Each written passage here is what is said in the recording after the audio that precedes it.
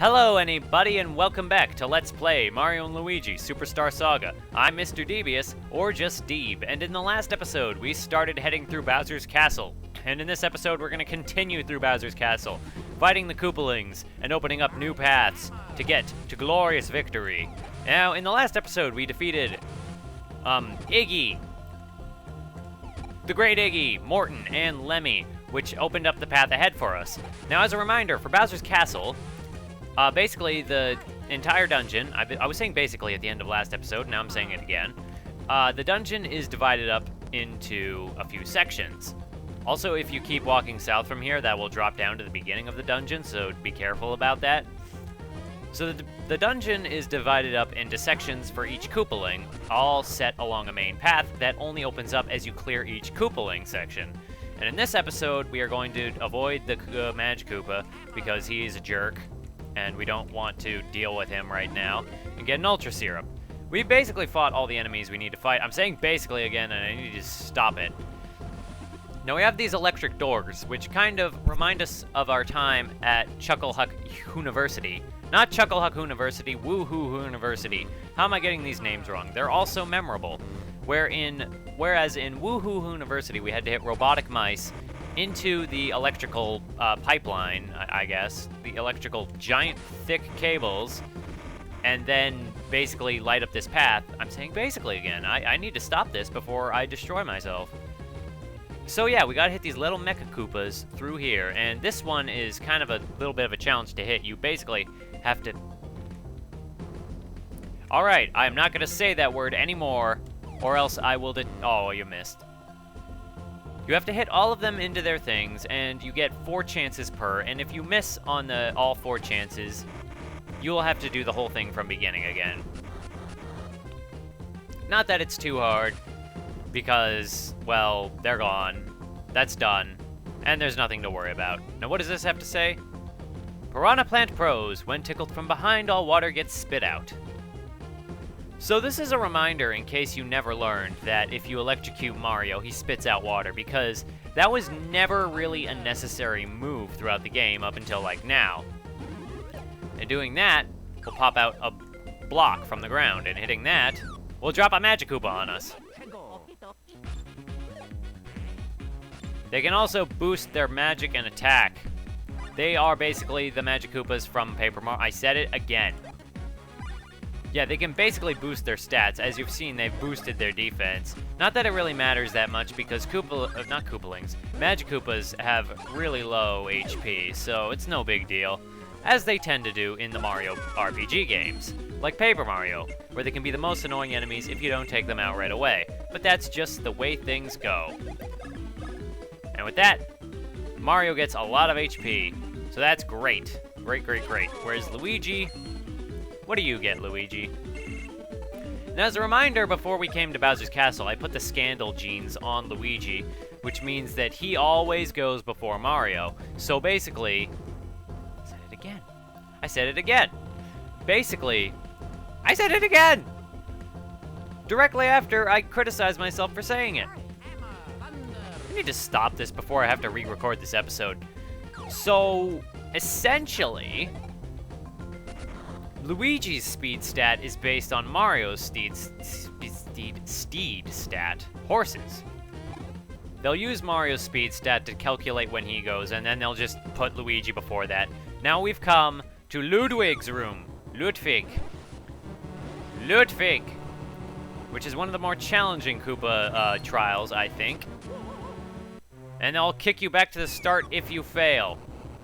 This is reminiscent of the border jump from the very beginning of the game, where you have to avoid the Koopaling or get hit and fail. This is very reminiscent of border jump, where you had to jump over the border. So it goes all the way back to the beginning of the game, and you have to avoid him for a while. He basically has a random set of moves he might do, and he's kind of just doing this same move set over and over again. As a child, I always had tons of trouble on this trial in particular, because he's pretty tricky to get done on that. He can sometimes fake you out, and it can be pretty tough, but now that you defeat his trial, he runs away like a coward, so we can just leave. But no, it's a fake out! And then we have to fight Ludwig proper. Now he's pretty fast, so he'll get the first move. He will spin around in his shell, sort of like we saw before. This is kind of similar to his move in Super Mario World, where he got into his shell and spun around. And like in Super Mario World, Ludwig is the most unique of the Koopalings in Superstar Saga with his moveset. We can also rob from him, as we can rob from, I think, every Koopaling, basically, but only a couple give super special items. Ludwig is believed to be based on Super Mario Bros. 3, where he was actually the one in charge of Pipeland, the Pipe Maze, which was the 7th world. People like to believe that Ludwig is the oldest of the Koopalings, and this was also true in the Super Mario Bros. Super Show, where he was Kooky Von Koopa, and he was the most competent Koopaling by far. Did I eat why did I eat that? That was for Mario. Mario, eat a Ultra Mushroom so you feel better. So like in Super Mario World, he is the most unique of the Koopalings with his own moveset and this Spike Shell move, which hurts, but it's not too hard once you get the timing down on it, but you don't really get much of a chance to figure out the timing on it. And maybe I'm just bad. There's always that possibility that I'm just bad. Yeah, I'm probably just bad. However, he makes a great face when you hit him, so that's hilarious. He kind of marks the halfway point of the Koopaling fights here. He's a fan favorite also. He was obviously based on Ludwig von Beethoven for his hairstyle, because all the Koopalings are based on musicians or performers of some kind. I didn't mention in the episode, but Iggy was based on Iggy Pop, and Lemmy was based on Lemmy something. Lemmy, I don't remember these very well. I don't know why I'm doing Koopaling trivia. Mostly because their movesets are fairly similar, so there's not a ton to talk about in the battles themselves. They're also fairly quick, if you're not an idiot like me. And Luigi might die. Yeah, he died. We might want to fix that. Luigi! A Luigi death is a rare death indeed, but one you want to avoid because he is the one who's supposed to take hits with his high defense. It's okay, though, because he's alive. I've been having a lot of deaths in Bowser's Castle, so I guess I'm putting that thing to use. And that defeated Ludwig. Nothing defeats genius-like stupidity. And Ludwig has a very big death sprite there, and that opens up the rest of our path. That will bring those fangs down, similar to Ludwig's one giant tooth. No, that's just stretching it. So now we go on micro adventures. Venture over. Thank you, VGM Corrin. Even though you're probably not watching this, jerk.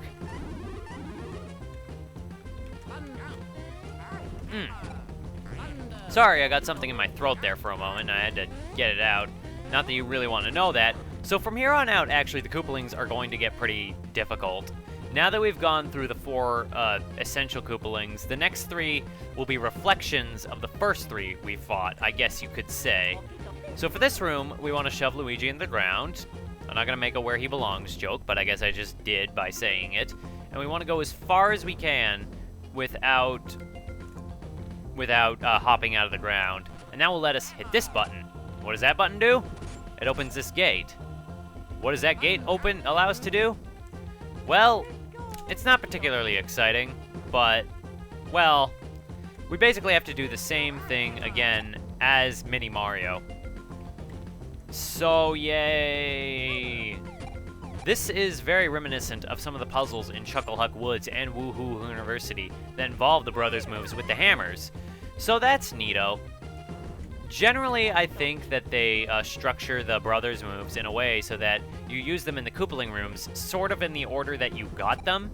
Like, you'll use the jump moves earlier, and then the hammer moves, and then the hand moves towards the end. And then you just kind of combine them all together into one big slurry of moves, and that's pretty cool, I must say. Oh, no. Sorry, I just had to hiccup there, and I felt sick for a moment, and that was not pleasant. I edited it out, though. You're welcome. These rooms with the Koopalings, or these Koopaling trial rooms, I guess you could say, do gradually get longer, though, so you need to bear down and just get through them. Like, Iggy's room was super short, and then after that, it wasn't that long either. But now at this point, they're gonna start getting long, and we come up here with Mario to do some micro-platforming, and we have a Boo here. But like all Boos, or at least most Boos that aren't in the Mario Party games, and some other Mario games, spin-off games, they are afraid and shy of being looked at in the eyes. They have not gotten their self-help yet. So we keep following this path until we come to an obligatory platforming section. If you did the platforming sections in Bean Bean Overworld, the 4 that you did, this is basically your final test with those. I said it again. And we have some cool enemies. We have the spinning waffles of doom. We have more platforming to do around here. We have some blocks up there, which I'm going to teleport get. I don't know why I did it like that, but basically to get those, you have to walk. You have to do this section and then walk along the ceiling above. You'll see where the ascension point is, and then you have to do this whole section over again. So that's a little bit annoying for the prizes that you get. And we come to a bridge with an axe, and why would Bowser have this in his castle? Goodbye, Bowser. Or Cardboard Bowser, anyway. Paper Mario, Cardboard Bowser. So doing that little platforming section will open up the way ahead of us for us, and we'll take this pipe back, because that is our shortcut back. Why would Bowser put that in his castle? Is what I want to know. Also interesting is that before we came here, Mario and Luigi said they would come to Bowser's castle under the fact that they know Bowser's castle, that they've been here before, and that they have experience in dealing with it. They know how to get to the bathroom, but the fact is there are multiple incarnations. Fine. Fact of the matter is, there are multiple incarnations of Bowser's castle. And what makes them know this one? Or is it just to be assumed that are they just making stuff up? In any case, we're gonna hit these blocks. I'm gonna check out that sign real quick. Bowser's Castle Quiz. What must you do to hit the high and low blocks simultaneously? That was lame. That was kind of a waste of time, but it was kind of silly text, so I don't know why they're in here. Sometimes just reminders for stuff that you may not have necessarily seen by the end of the game. And with that, we summon Roy Koopa to the field. We're gonna go fight him, and he runs away. So much for that. However, on that one, we will just teleport back, I suppose, where the path ahead of us is sort of laid out. But, no! He was ready for us. And this is where the Koopaling fights get interesting. When the number on the face of the time bomb reaches 0, it's game over for you. So you have 8 turns to beat the Koopaling, to beat Roy. That's not necessarily a very tall order because these guys are fairly easy, but at this point they do get more challenging, do more damage, and this is where they start being reflections of the first 3 Koopalings. And by that I mean, Roy is basically Morton Koopa, but harder. And it was kind of the same way in Super Mario World, so that's where that comes across. We also got a Max Syrup from him, so that's pretty neat. He will go in his shell, and he will have more diverse movesets. He has a pink shell for some reason. He's always had one. I am just taking hits left and right here. I am just the worst Mario player ever. Wow, he does this for a long time, and we are in pain. So I think I'm going to be using an item for that. Ultra Nuts, go. Or, yeah, Ultra Nuts. So heal both of them. Now, Roy Koopa. Roy is believed to be the third, by fan theory, Roy is believed to be the third oldest of the Koopalings because he was in charge of the 5th world in Super Mario Bros. 3, Sky World, or Skyland, where he took controls of the sky, and he was a pretty tough fight, all things considered, because, well, he shook the ground when he jumped, and that wasn't very easy to deal with, to be honest. He was always one of the most challenging for me because his airship was one of the most difficult, and then he was the first Koopaling that kind of shook the ground. So that was really challenging for me, at least. I don't know if anybody else found him a tough boss fight, but he was. I felt he was, like, possibly the second toughest boss in that game. He was named after Roy Orbison, who I do believe was a talk show host or a singer. One of the two. And like all the other Koopalings, he will spit fireballs at us. Fireballs! And he was based off of Roy Orbison. In the cartoon show, he was called Bully Koopa, and he talked like this. And he's like, King Dad, I'm gonna be the king now. And he was really obnoxious and annoying, kind of like that voice. He was stupid, but I think he was also the oldest in the cartoon show. We're gonna do that move and finish him off, though. I'm not sure if he had a... Yeah. The other move that he had that we didn't see was where he jumped up and slammed the ground and made waves of shockwaves. Waves of shockwaves. That would do massive damage to us. Nearly invisible shockwaves. And that was the moves that Morton had when we fought him. I also didn't say when we fought the Morton fight, but Morton has one of the best faces when he gets hit. I've seen it as an emoticon. It's great. Some of you might know what I'm talking about. Most of you may not. And we gotta jump up here, because defeating Roy gave us a barrel. And that makes stinky lines shoot us into the air. However, we have to hop back down again because we want those. Boo! And with that, we are going to ride all the way back up here. And now that we've done that, we will jump down and break out of our barrel.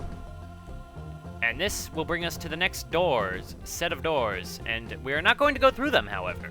Because now that we've gotten through the next couple set of Koopalings, in this episode, we are going to end it off, I do believe.